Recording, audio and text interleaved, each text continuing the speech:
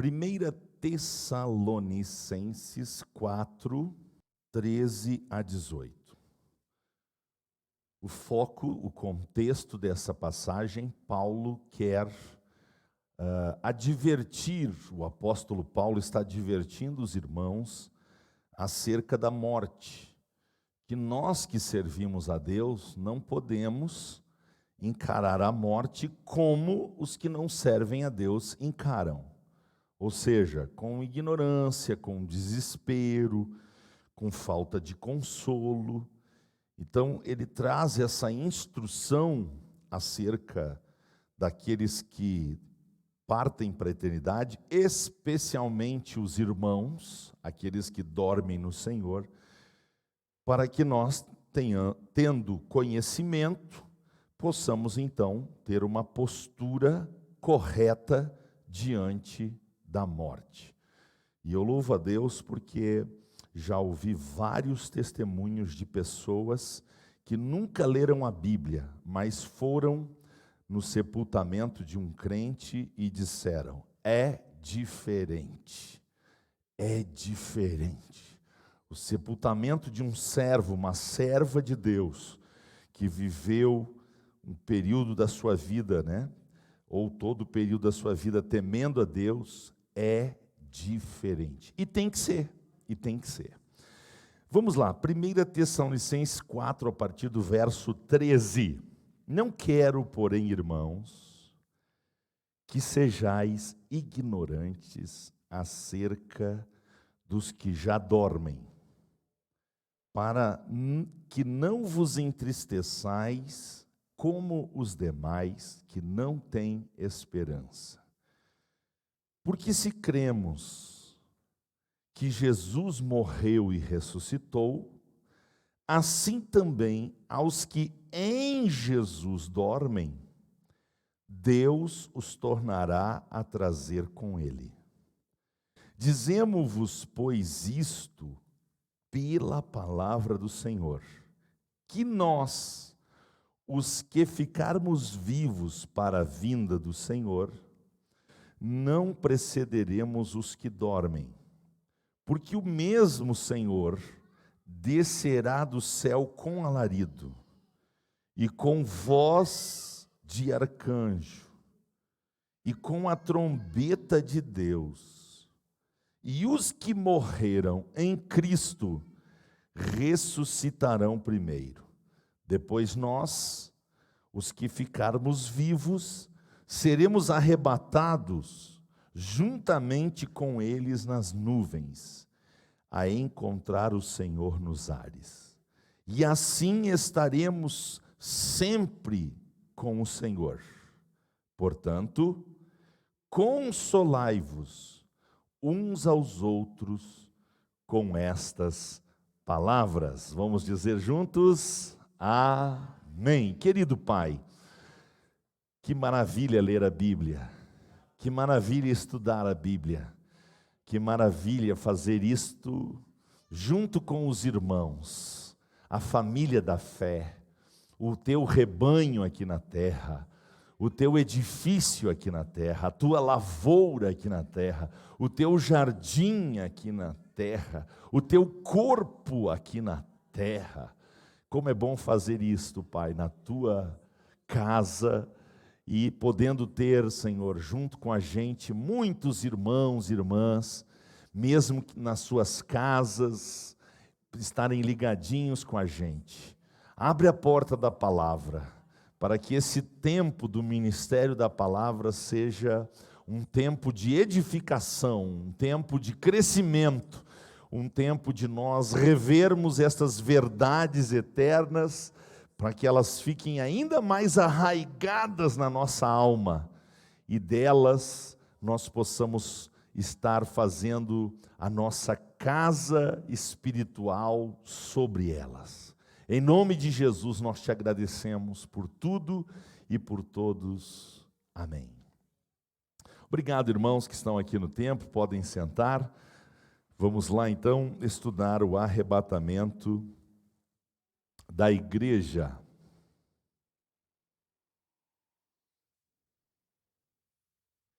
A primeira coisa importante a se dizer sobre este assunto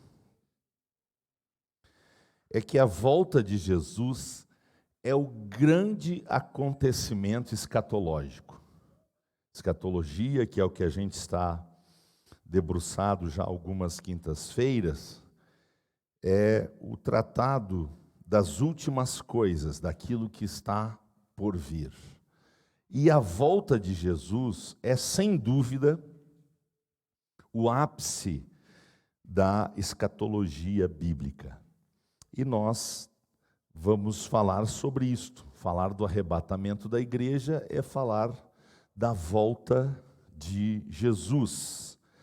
A grande questão, o grande problema é que nós temos dificuldades em relação a definir a cronologia dos fatos.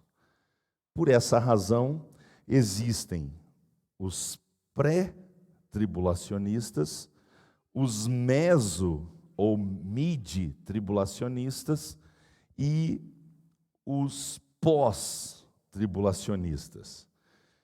Porque a Bíblia não deixa plenamente claro a cronologia dos fatos.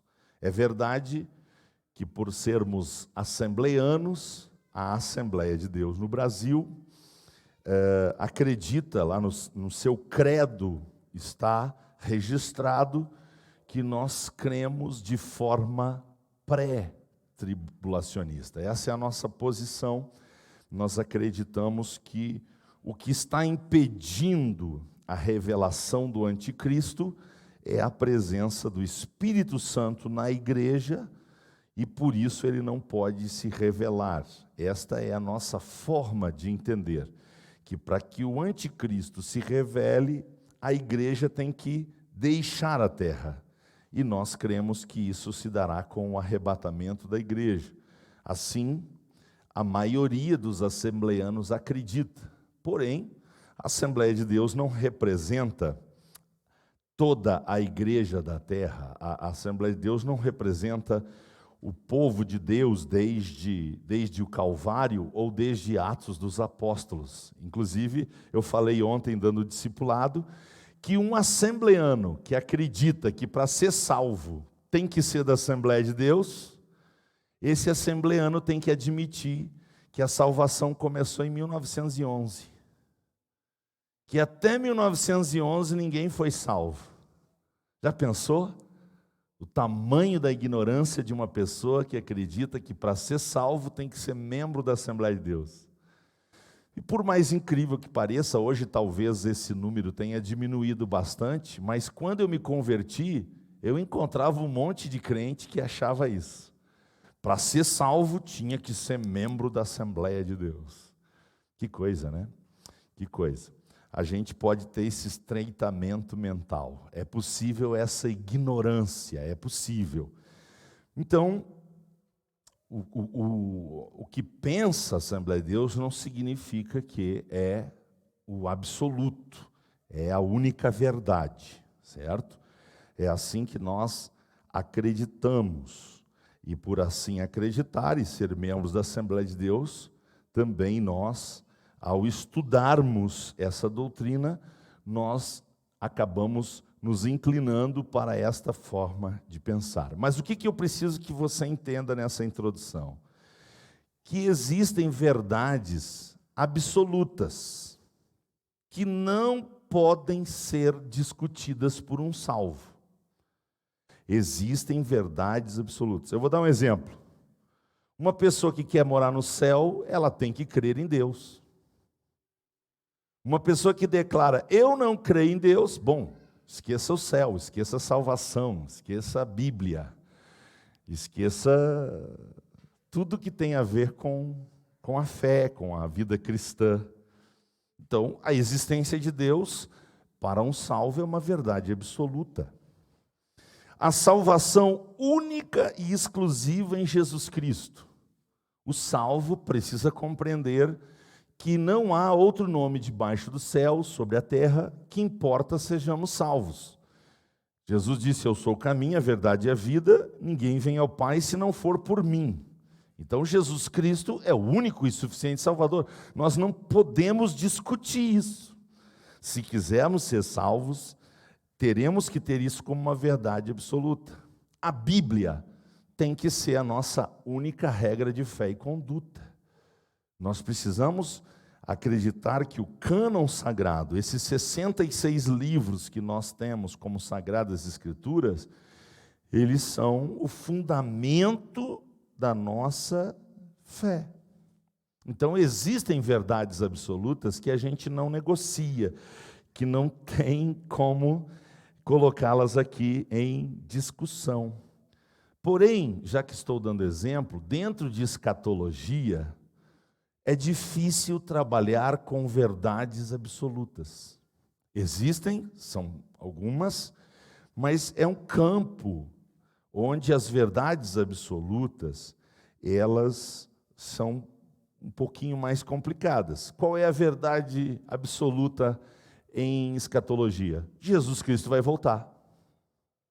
Jesus Cristo vai voltar. Antes da tribulação, no meio da tribulação, depois da tribulação, antes do milênio, no meio do milênio, depois do milênio, antes do juízo. Jesus Cristo vai voltar. Essa verdade é absoluta. Não tem como discutir isso. Se alguém quiser discutir, olha, eu não sei se Jesus Cristo vai voltar. Então vamos falar do clima. Vamos falar de outra coisa, porque não tem como seguir uma discussão assim, certo? Então, dentro de escatologia, existem situações em que nós temos que ter muito cuidado,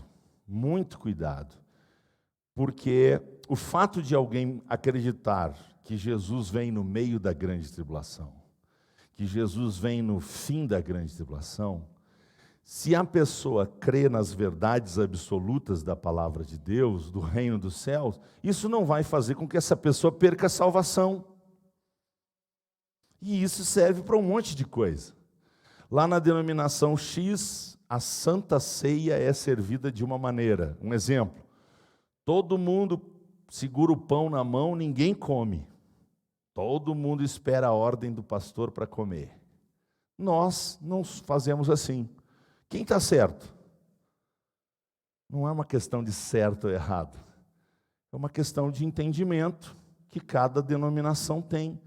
Então tem coisas que nos diferenciam, e isso não são fundamentais para a salvação. Não significa que a igreja que vai ser levada ao céu é aquela que na hora da ceia todo mundo espera para comer o pão e todo mundo espera para tomar o cálice. E a igreja que faz diferente está errada, é uma heresia. Não. Então existem coisas que elas não são fundamentais para a salvação. Então eu queria lembrar você de uma frase que eu vou aumentar, a frase é menor, tá? O autor da frase escreveu ela mais condensada, né? E eu só vou ampliar um pouquinho os adjetivos, mas para você aplicar isso em várias coisas na sua vida, tá? É um recurso criterioso que serve para muita coisa na vida. Vamos lá, quem gosta de escrever, escreva aí. Nas coisas essenciais, disse o Marcos, esqueci o sobrenome agora, parece que Dinomese, se não me falha a memória. Eu esqueci de anotar o nome dele. Ele escreveu, nas coisas essenciais, eu acrescento, fundamentais, absolutas, firmeza.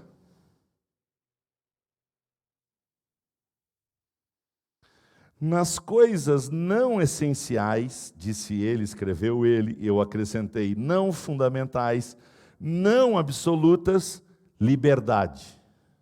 E acrescento eu, tolerância, respeito pela opinião contrária. Em todas as coisas, amor. Certo? A frase tem 3 orações aí, 3 sentenças que marcam. Nas coisas essenciais, firmeza. Nas coisas não essenciais, liberdade. Em todas as coisas, amor. Se a gente lidar assim nos debates, se a gente lidar assim em todas as situações, a gente sempre vai se dar bem. Ok? Então, o assunto arrebatamento da igreja, antes da grande tribulação, no meio da grande tribulação, depois da grande tribulação, é um exemplo clássico de como a gente deve usar esse critério. O que é absoluto? Jesus vai voltar. Não tem negócio. A gente tem que ser firme nisso. Quando que ele vai voltar? Nós cremos e esperamos antes da grande tribulação. Agora, o que eu faço? Antes da grande tribulação, é tiro de 100 metros. O que eu faço? Eu me preparo para 42.195 metros, que é chamado de uma maratona. Eu me preparo mentalmente, espiritualmente, para atravessar toda a grande tribulação. Agora, se Jesus vier no meio da grande tribulação, meia maratona, eu estou preparado? Eu estou, porque eu me preparei para uma maratona. Se ele vier lá no fim, eu estou preparado. Se ele vier no meio, eu estou preparado. E se ele vier antes, mais preparado ainda. Agora, se eu me preparo só para Jesus vir antes, e aí eu me equivoquei, e começa a grande tribulação, o anticristo se manifesta e a igreja está na terra e eu me preparei para antes. O que vai acontecer comigo? Eu vou me escandalizar. Eu corro o risco de me desviar. Né? Eu vou ser uma pessoa que vai entrar em crise, entrar em dúvida. E agora, pá? Então, a minha posição é essa. Eu acredito que Jesus vem antes da grande tribulação, mas eu me preparo para enfrentar toda a grande tribulação. O que significa enfrentar toda a tribulação? Se você está achando ruim essa pandemia, você não tem noção do que é a grande tribulação. E agora, conhecendo uma pandemia, porque nós não conhecíamos, eu disse, Senhor, mais do que nunca, eu quero crer que tu vem antes da grande tribulação. Porque se os crentes estão se mexendo para uma pandemiazinha, o que será se a igreja tiver que atravessar a grande tribulação? Ei, vai sobrar pouca gente. Vai sobrar pouca gente. Porque, meus irmãos, os crentes superficiais nessa pandemia estão indo tudo para o buraco. Estão se lascando. Estão com medo, estão noiados, desesperados, murmurando, se decepcionando. Os crentes superficial, pá! Se essa pandemia durar o que estão dizendo que vai durar, aí vai ser uma fiasqueira só. Agora imagina se nós realmente tivermos que passar a grande tribulação. Ai, ai, ai. Eu, como pastor, fico extremamente preocupado de que aquela palavra que Jesus disse, poucos são os que a encontram, esse pouco é pouco, pouco, pouco mesmo. Então, meus irmãos, que Deus nos ajude para que nós possamos, firmados em Cristo e na sua palavra, estarmos preparados para enfrentar toda e qualquer situação sem se afrouxar, mas ficar firme na presença de Deus. Glorificado seja o nome do Senhor. Outra grande verdade, irmãos, é que vai acontecer a grande tribulação. É uma verdade, é indiscutível isso, né? Depois a gente vai ler alguns textos e nós vamos ver que a grande tribulação vai acontecer. E ela será chamada de grande tribulação por dois grandes motivos. Um, porque o anticristo vai se revelar. Dois, porque Deus vai derramar toda a sua ira sobre a terra. Então será um tempo, conforme está escrito, jamais visto antes. Então a grande tribulação é indiscutível, a revelação do anticristo é indiscutível. Vamos aos argumentos dos pré-tribulacionistas? Vamos aos argumentos? 1 Tessalonicenses 1:10. O que está escrito aqui? 1 Tessalonicenses 1:10. 1 Tessalonicenses 1:10. Diz a palavra do Senhor: e esperar dos céus a seu Filho, a quem ressuscitou dos mortos, a saber, Jesus, que nos livra da ira futura. Segundo os pré-tribulacionistas, este texto é uma referência à grande tribulação. O Senhor nos livrar da ira futura é uma referência à grande tribulação. Aqui em 1 Tessalonicenses 5, 2 e 4, também são textos defendidos pelos pré-tribulacionistas, porque está escrito assim: porque vós mesmos sabeis muito bem que o dia do Senhor virá como o ladrão de noite. Se for no fim da grande tribulação, não vai haver essa surpresa, segundo os pré-tribulacionistas. Por que o Senhor diria que viria como um ladrão de noite? Se ele mesmo disse que se o pai de família sabe a hora que o ladrão vem, o que o pai de família faz? Fica acordado esperando o ladrão, né? E se esse pai de família for um italiano, ele vai ficar com a estiopa em punho, né? Esperando ali com a 12 cano cerrado para dar no meio do ladrão, né?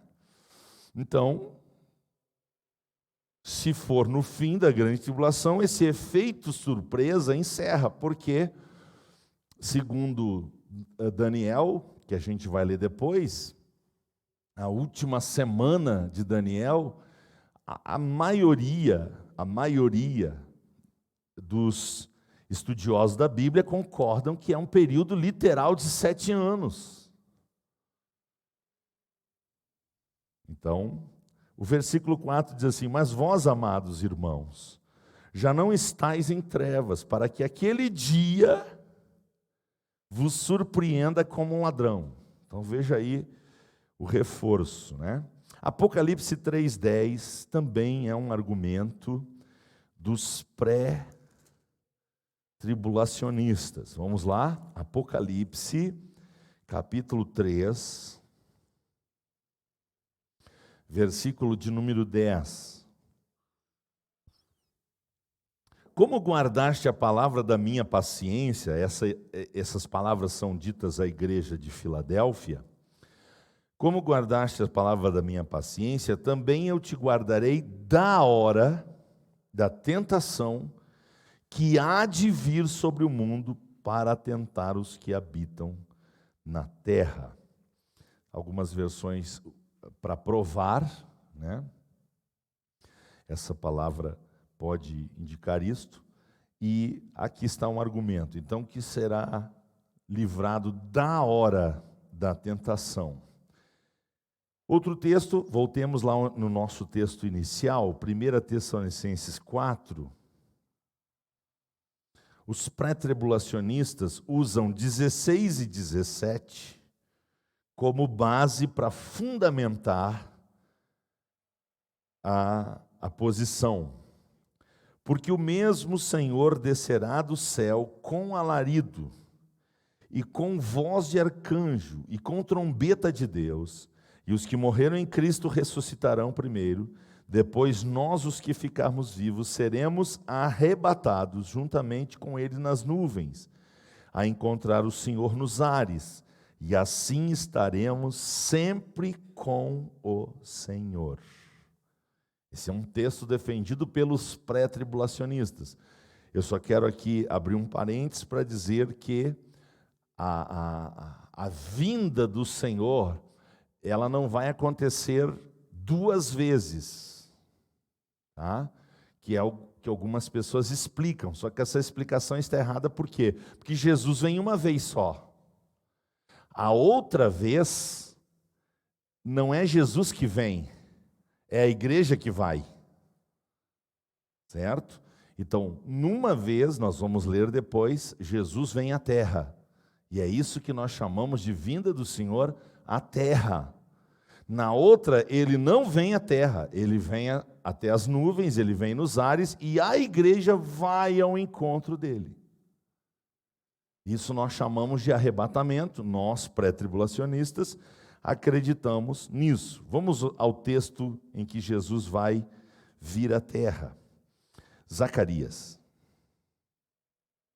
Antigo Testamento, profeta menor, vai ali em Malaquias. Mateus volta, Malaquias, você já vai chegar em Zacarias 14, versículo 4. Zacarias 14, 4. Naquele dia estarão seus pés sobre o Monte das Oliveiras, que está de fronte de Jerusalém para o oriente, e o Monte das Oliveiras será fendido pelo meio, para o oriente e para o ocidente, e haverá um vale muito grande, e metade do monte se apartará para o norte, e a outra metade dele para o sul. Os pré-tribulacionistas questionam os tribulacionistas. Como é que pode Jesus na terra e nos ares? Se num texto diz que está nos ares, no outro texto está na terra, como que pode ser na mesma hora? Porque os pós-tribulacionistas têm que sair dessa. Nós que somos pré-tribulacionistas, o que nós acreditamos? Que o Senhor vem nos ares, os salvos vão ao encontro dele, aí começa a grande tribulação, e então Jesus virá outra vez à terra. Certo?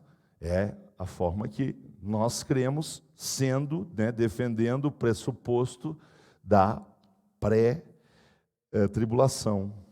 Tá bom? Então é importante que a gente entenda isso. Vamos ler Mateus 24, 21, que é aquele texto que eu falei. Depois vocês vão entender por que é importante memorizar esse texto. Mateus 24, 21. Diz assim: porque haverá então grande aflição, como nunca houve desde o princípio do mundo até agora, nem tampouco jamais haverá.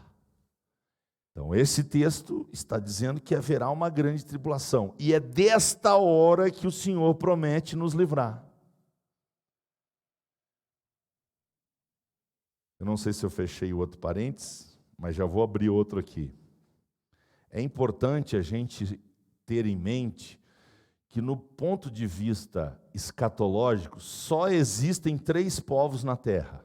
São eles: judeus, gentios e igreja. Vamos entender quem são os judeus? Descendentes, literalmente, não é espiritualmente, é literalmente de Abraão. Tem que ser judeu de sangue, de nascimento, tá? Muito bem, judeus. Quem é a igreja? A igreja é todos aqueles que se arrependeram e receberam a Jesus Cristo como único e suficiente Salvador, experimentaram o novo nascimento. Quem são os gentios? Quem não é? Nem judeu e nem igreja. São os gentios. A igreja pode ser composta de judeus e de gentios. No nosso caso, antes da nossa conversão, o que nós éramos? Gentios, certo? Deixamos de ser gentios para ser igreja.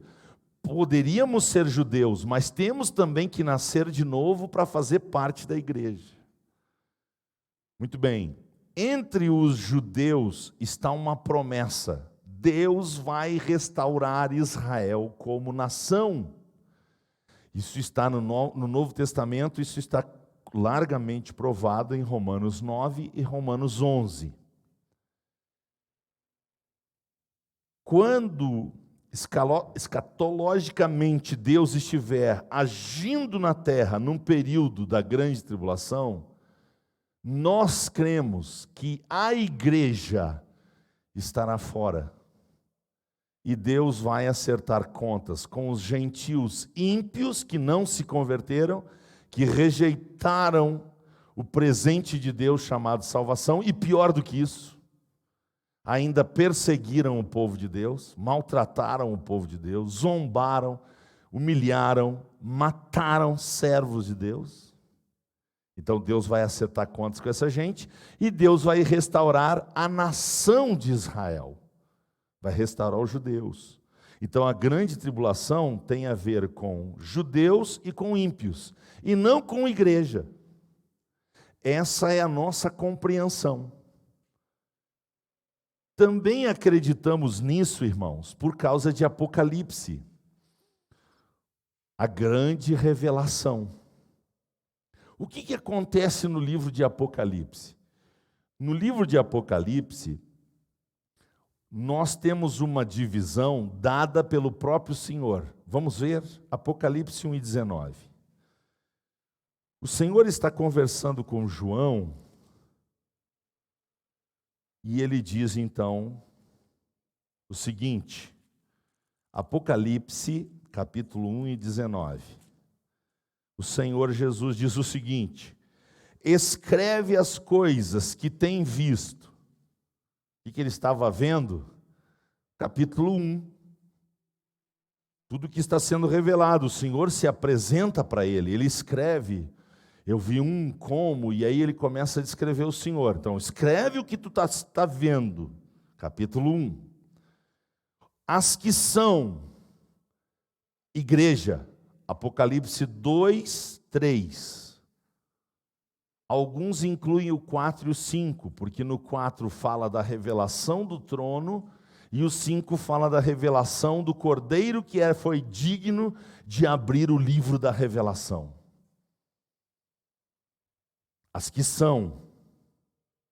E aí ele divide numa terceira parte, e as que hão de acontecer. O que João revela para esse futuro de hão de acontecer? Ele revela a grande tribulação, principalmente. Capítulos 6-19. Qual o nosso argumento?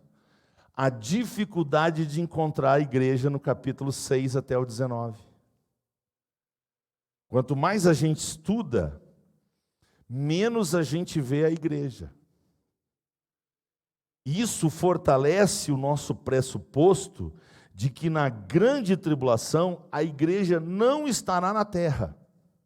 Ela terá subido para o tribunal de Cristo, ela estará participando das bodas do Cordeiro, e ela vem com Jesus no final da grande tribulação para o julgamento das nações e a libertação de Israel. Então essa é uma das teses. E eu prometi que a gente ia ler Daniel, vamos fazer isso agora. Eu vou ler só um versículo, tá? Porque se abrir Daniel, aí a gente tem que passar umas 3 semanas aqui. Por isso que quando a gente estuda Apocalipse, a gente tem que estudar Daniel junto. Daniel e Apocalipse tem que ser estudados juntos. Olha o que diz 9:24. 9:24 são reveladas o quê? 9:24 são revelados o quê? Diga 70 semanas. Essas 70 semanas têm a ver com Israel, com o povo judeu. Não é para a igreja e nem para os gentios, é para Israel. 70 semanas estão determinadas sobre o teu povo, sobre a tua santa cidade, para extinguir a transgressão, a fim de que aos pecados expiar a iniquidade e trazer justiça eterna, e selar a visão e a profecia e ungir o Santo dos Santos. Muito bem, quem se aplica ao estudo das 70 semanas de Daniel para Israel sabe que 69 já foram cumpridas. 62 numa tacada, 7 na outra, e a última semana ainda não começou. O que vai dar início à última semana de Daniel para Israel? O arrebatamento da igreja. O arrebatamento da igreja vai marcar, vai inaugurar o dia do Senhor. Que, conforme eu já disse esses dias, nós acreditamos que esse dia tem uma duração de 1007 anos aproximadamente. Porque nós acreditamos que o milênio é literal, que Jesus vai estar reinando aqui na Jerusalém celestial, na Jerusalém terrena, né? E a grande tribulação são 7 anos, literalmente falando. Então, nós cremos assim. Esses são os nossos pressupostos, tá? Vamos a 2 Tessalonicenses 2, 7 e 8. Mostrar outro texto que ampara a nossa defesa pré-tribulacionista. 2 Tessalonicenses, capítulo de número 2, 7 e 8. Acredito que alguém já chegou antes que eu aí, né? Aqui. Porque já o mistério da injustiça opera. Somente há um que agora resiste, até que do meio seja tirado. Então será revelado o iníquo, que é o anticristo, a quem o Senhor desfará pela sopro de sua boca e aniquilará pelo esplendor da sua vinda. Nós cremos que o que impede a manifestação do anticristo é o Espírito Santo. E por que o Espírito Santo está na terra? Ele está na terra por causa da igreja. A missão do Espírito Santo é convencer as pessoas a se arrependerem dos seus pecados para que sejam transformadas em igreja. A hora que o número dos salvos se completar, o último tijolo espiritual completar o edifício, então a igreja vai ser arrebatada, porque o pai vai dar ordem ao seu filho, e o seu filho virá buscar a igreja. É assim que nós cremos. E quem vai levar a igreja até Jesus, o noivo, é o amigo do noivo, o Espírito Santo. Aí alguém vai fazer a pergunta: então, pastor, o Espírito Santo não estará na terra? Ei, calma. O Espírito Santo é Deus. E se ele é Deus, ele é onipresente. O que vai acontecer é que ele não vai agir na terra como ele age hoje. Mas ele vai agir. Ele vai ajudar as 2 testemunhas. Ele vai ajudar os 144.000. Ele vai ajudar os que ficaram aqui porque não tinham azeite de reserva, porque não levaram Jesus a sério e não foram arrebatados. Ele vai ajudar essas pessoas. Por quê? A pergunta: haverá salvação na grande tribulação, sim ou não? A resposta: sim. João, no capítulo 7, viu uma grande multidão e perguntou ao ancião, ao anjo: quem são estes? E ele disse: estes são os que vêm da grande tribulação. Então haverá salvação na grande tribulação. Se vai haver salvação, haverá graça e haverá Espírito Santo, haverá fé, haverá sangue de Jesus, os elementos da salvação. Mas não será como hoje, na dispensação da graça, certo? Porque para sermos pré-tribulacionistas, nós também somos dispensacionalistas. Nós acreditamos que Deus em eras, em épocas diferentes, agiu de modos diferentes, certo? Então, nós cremos que o tempo em que a graça está derramada, né, a graça de Deus está manifestada, esse tempo vai fechar quando Jesus tirar a igreja daqui. Assim nós cremos. Ok? São os nossos argumentos. Então, vamos agora um pouco aos argumentos dos pós-tribulacionistas, porque senão eu não vou ter tempo para falar deles, certo? Bom, o que dizem aqueles que acreditam que Jesus vem lá no final da grande tribulação? O que eles acreditam? Eles acreditam que essa expressão de Mateus 24, 21, que eu não vou saber dizer agora em grego, essa expressão mostra que sempre Deus trouxe livramento sobre a terra, de tribulações. Então eles citam Atos 14, 22. Importa que nós alcancemos o reino dos céus por meio de muitas tribulações. Eles apresentam Romanos 5, 3 e 4. As tribulações produzem paciência, a paciência produz experiência, a experiência produz esperança. Eles citam que a igreja enfrentou o Império Romano, enfrentou os imperadores, enfrentou os coliseus, enfrentou a Idade Média e hoje enfrenta a perseguição contra os cristãos. Então a igreja sempre passou por grandes tribulações. Por que não passaria por essa? Argumentam aqueles que defendem que a igreja vai passar a grande tribulação.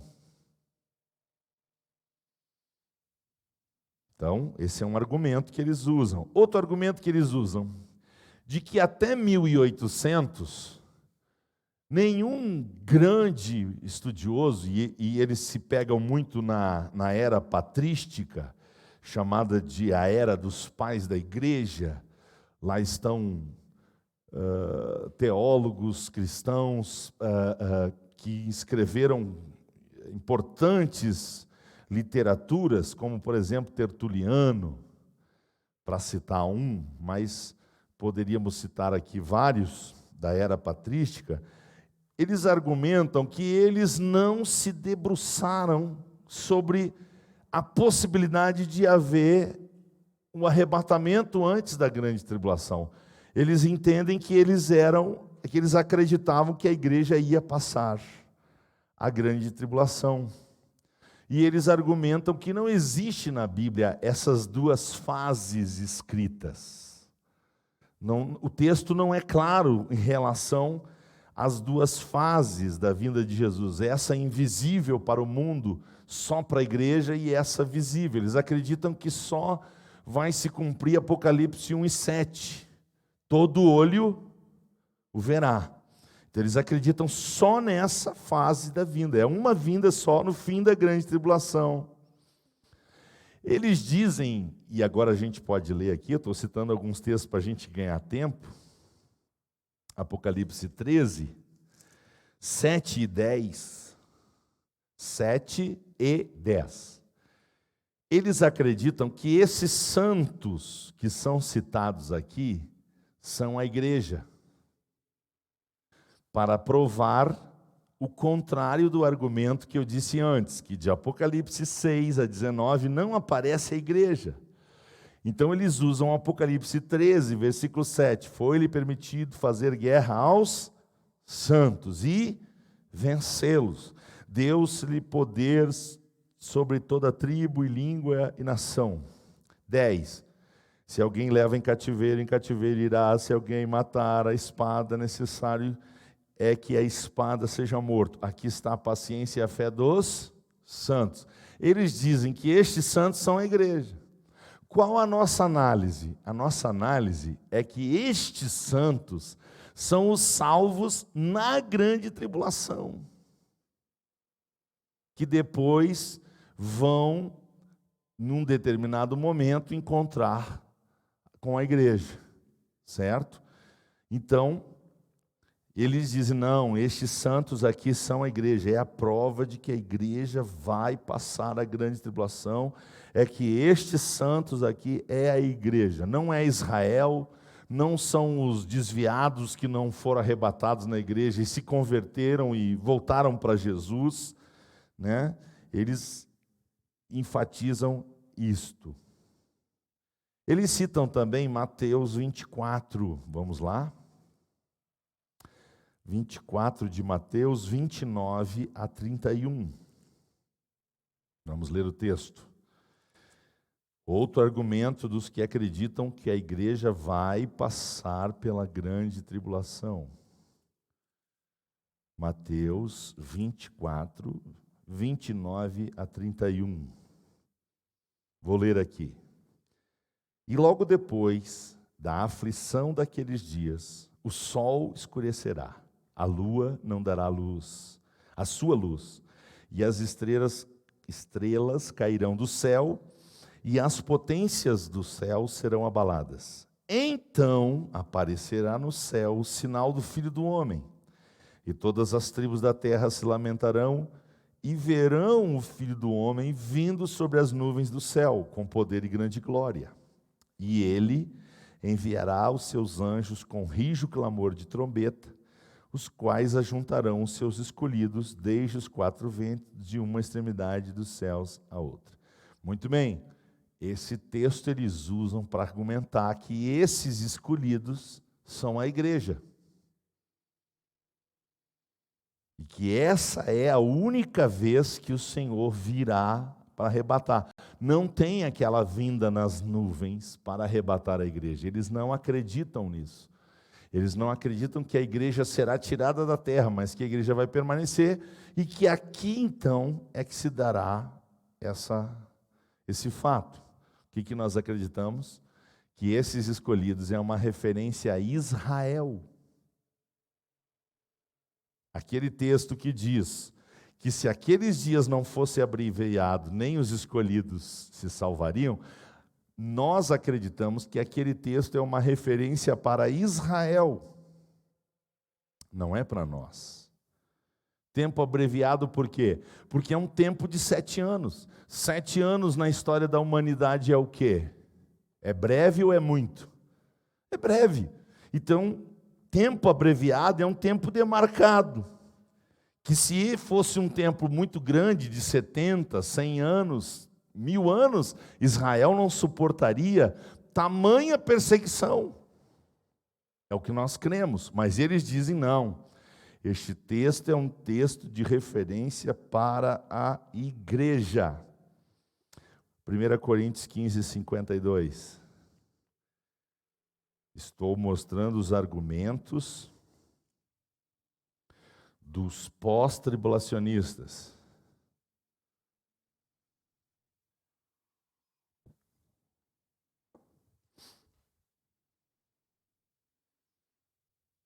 Primeira Coríntios 15, 52.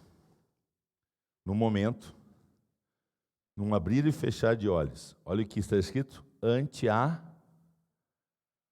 última trombeta. Porque a trombeta soará, os mortos estarão incorruptíveis e nós seremos transformados. Eles usam o argumento de que a última trombeta é qual?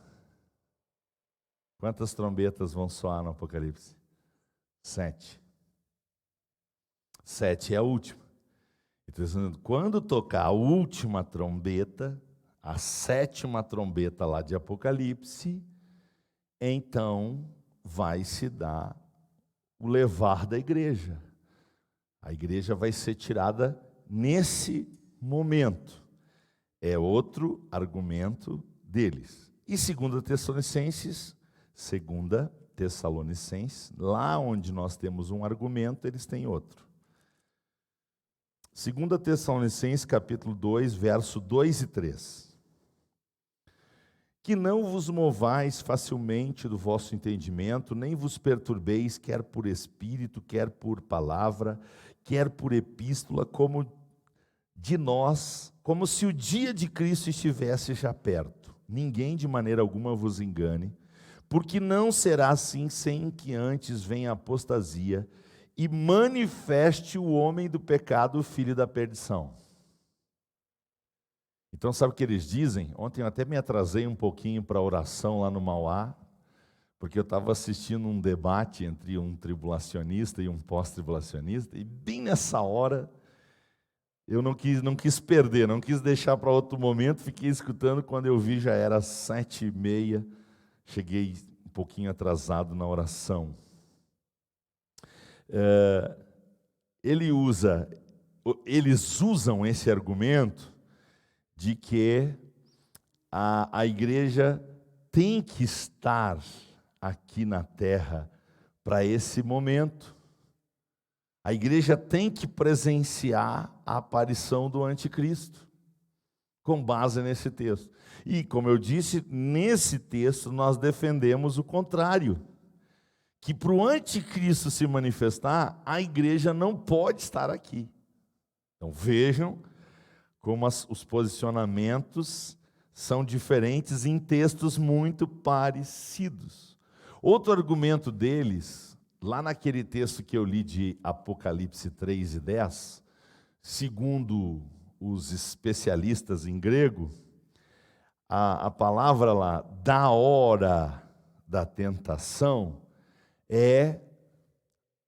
dá uma ideia, o prefixo ek, lá no texto, que eu não vou saber dizer toda a frase em grego, aquele prefixo indica que é tirado quando está acontecendo a tentação, quando está acontecendo a provação, e não antes. É um argumento que eles usam, certo? E assim, eles afirmam que aquele texto de Mateus 24:21, também aquele texto não serve para base, porque lá simplesmente mostra que a igreja sempre passa por tribulações. Mas nós cremos que o texto diz que não é uma tribulação qualquer, porque lá está escrito que nunca houve um tempo como aquele.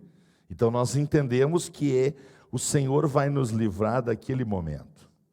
Para encerrar os argumentos dele e fortalecer um dos nossos, é que eles não acreditam na volta iminente de Jesus.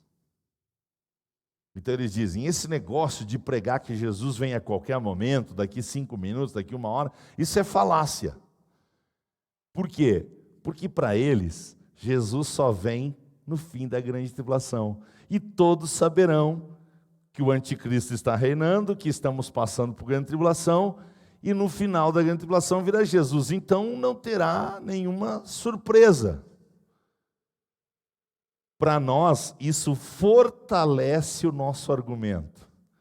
Porque Jesus disse, quem sabe o dia e a hora?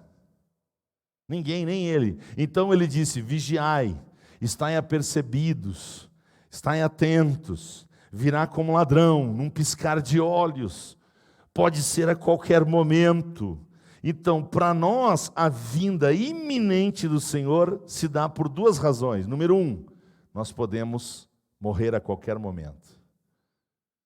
E o Nelson, que está participando aí com a gente, me comunicou essa semana uma notícia muito triste.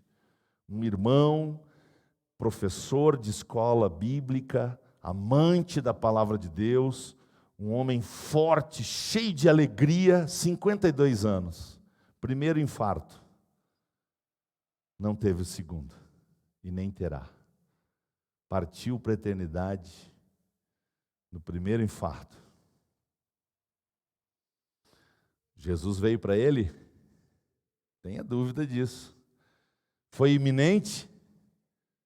Tenho certeza que ele tinha planos para daqui 1 mês, daqui 1 ano, daqui 10 anos, como a gente faz. Mas o que aconteceu? Morte repentina, morte súbita.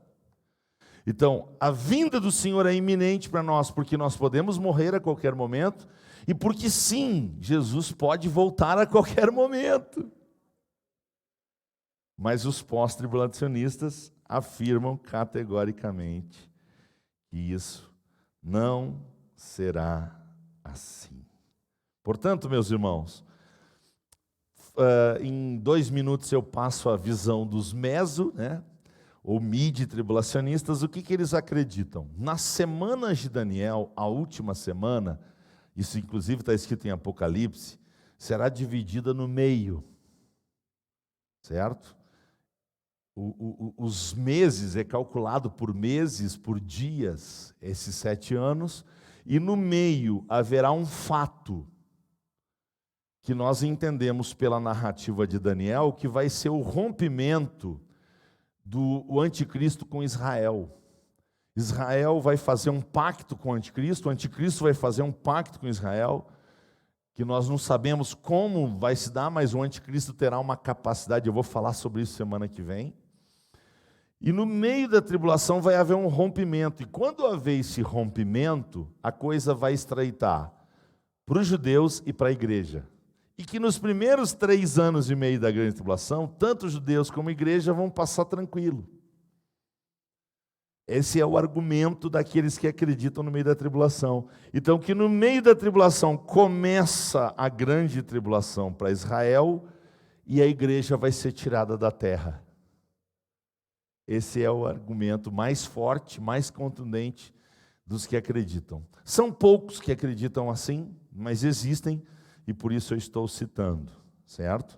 A maioria acredita no pressuposto da né, que nós vamos ser tirados como igreja antes. E um grande número de irmãos presbiterianos, metodistas, as igrejas reformadas, elas acreditam principalmente que Jesus virá no fim da grande tribulação. Aí estão os 2 pontos de vista.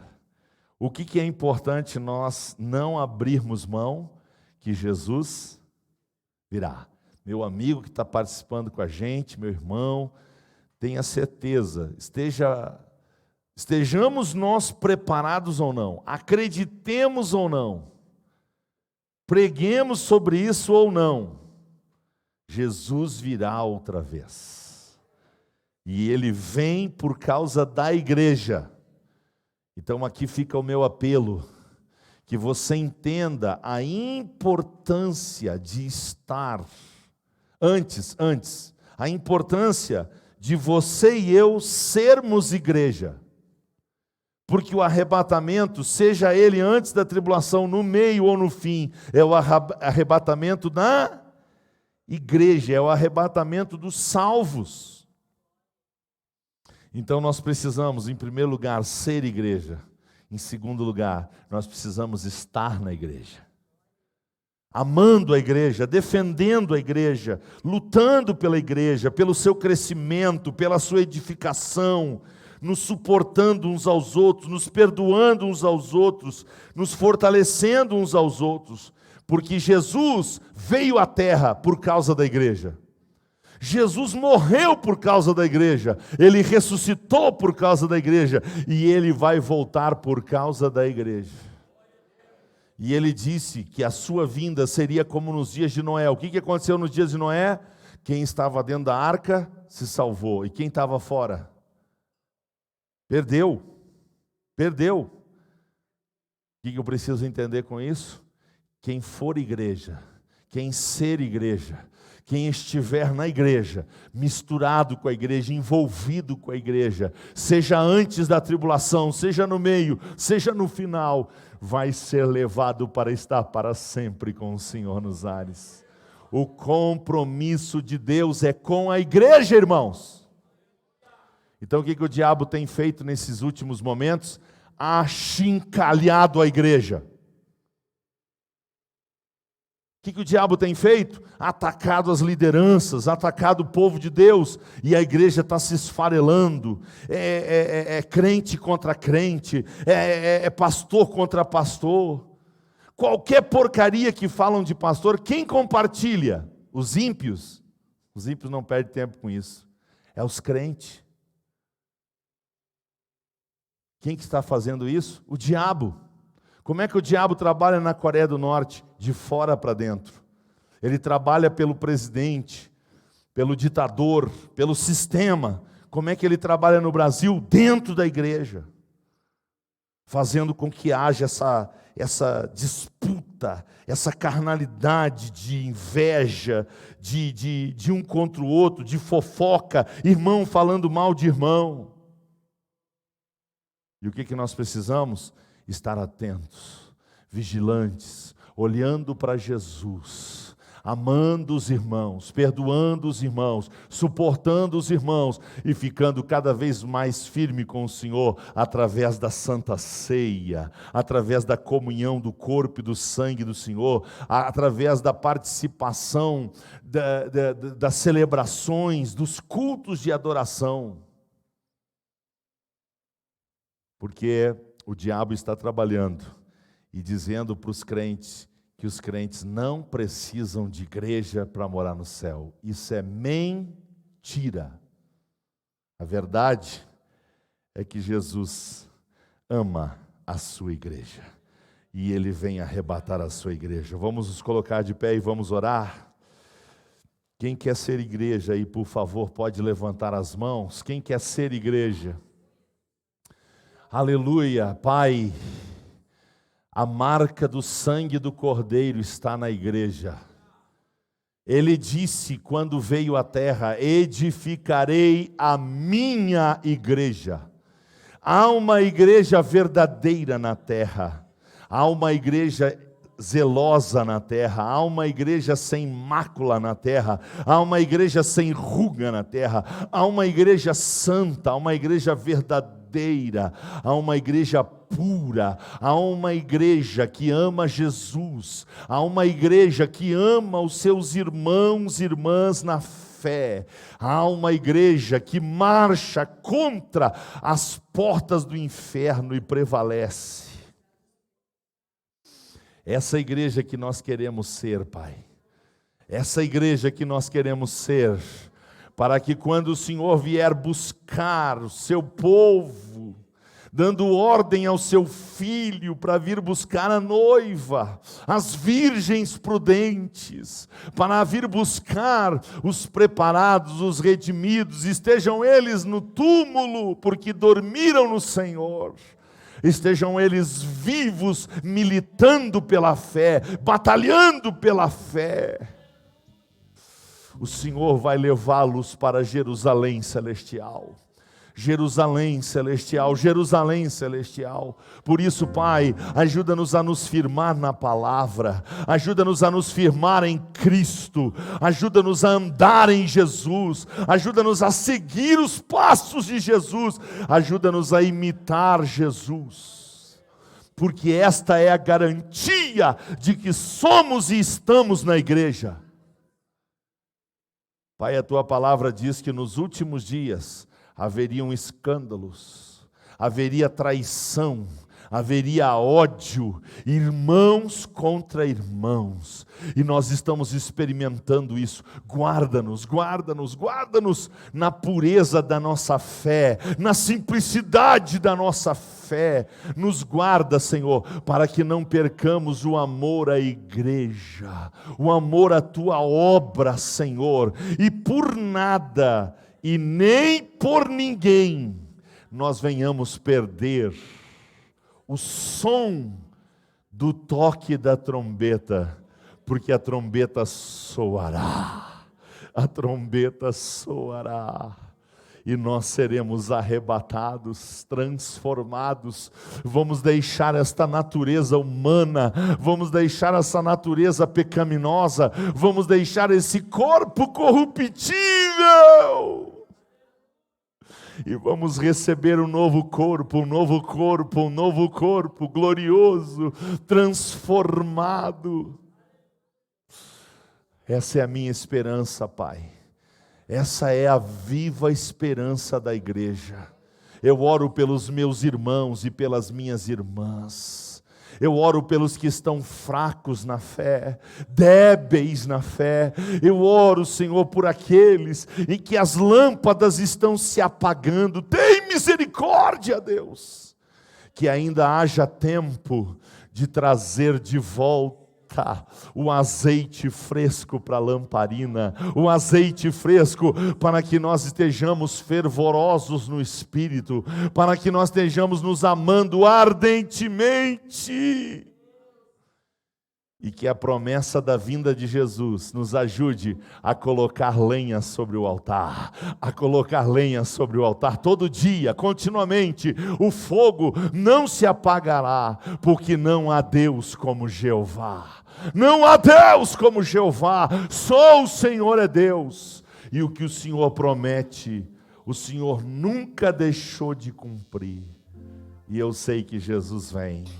Quem sabe que Jesus vem pode dar glória. Quem sabe que Jesus vem pode dizer aleluia. Quem sabe que Jesus vem pode dizer maranata. Vamos cantar que Ele vem. Vamos cantar que Ele vem. Cante, cante que Ele vem, porque Ele vem. Ele vem. Ele vem. Que verdade. Brilhando como o sol. Que dia! Que dia! Voando sobre as nuvens. A trombeta eu posso ouvir. Oh, meu Deus! Que som! Um grande coral. Formar um grande coral celestial, cantando uma canção, dizendo que já vem a salvação.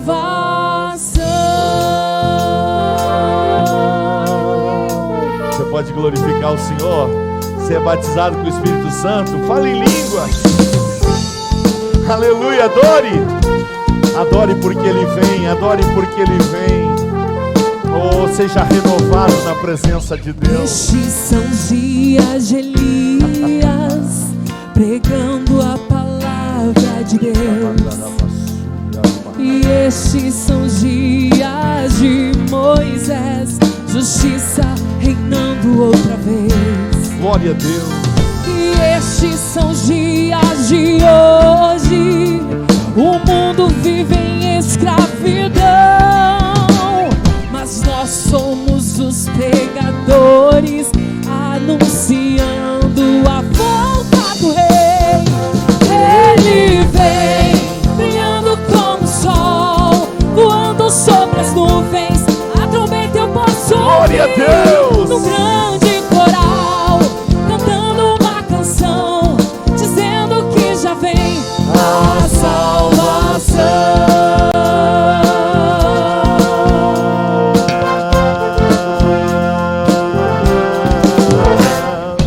Estes são dias de Ezequiel, os ossos voltaram a viver. Israel está sendo preparado. Estes são dias de Davi, erguendo um templo de louvor. Meu Deus! E estes são dias da ceifa, os campos já brancos estão. Vamos anunciar. E nós somos trabalhadores, realizando a colheita final.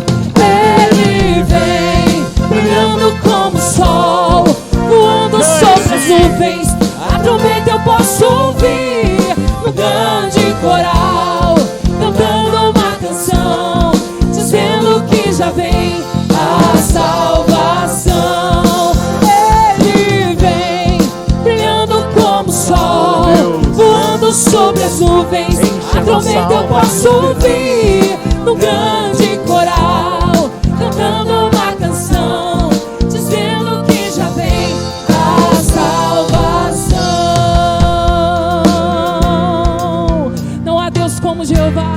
Você pode cantar isso? Não há Deus como Jeová, não há Deus como Jeová, não há Deus como Jeová, não há Deus como Jeová, não há Deus como Jeová, não há Deus como Jeová, não há Deus como Jeová, Não há Deus como Jeová. Não há Deus como Jeová. Não há Deus como Jeová. Não há Deus como Jeová. Não há Deus como Jeová. Não há Deus como Jeová. Não há Deus como Jeová. Não há Deus como Jeová. Ele vem brilhando como o sol, voando sobre as nuvens.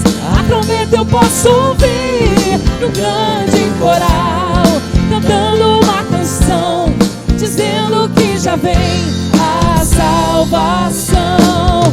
Ele vem brilhando como o sol, voando sobre as nuvens. A trombeta eu posso ouvir no grande coral, cantando uma canção, dizendo que já vem a salvação.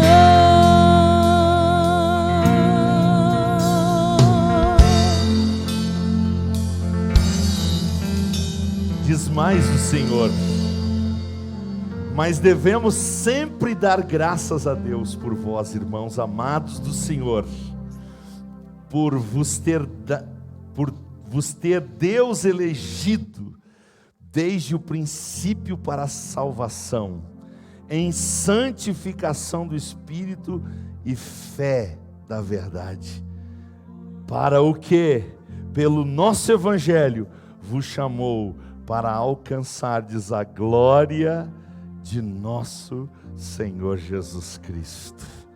Aleluia!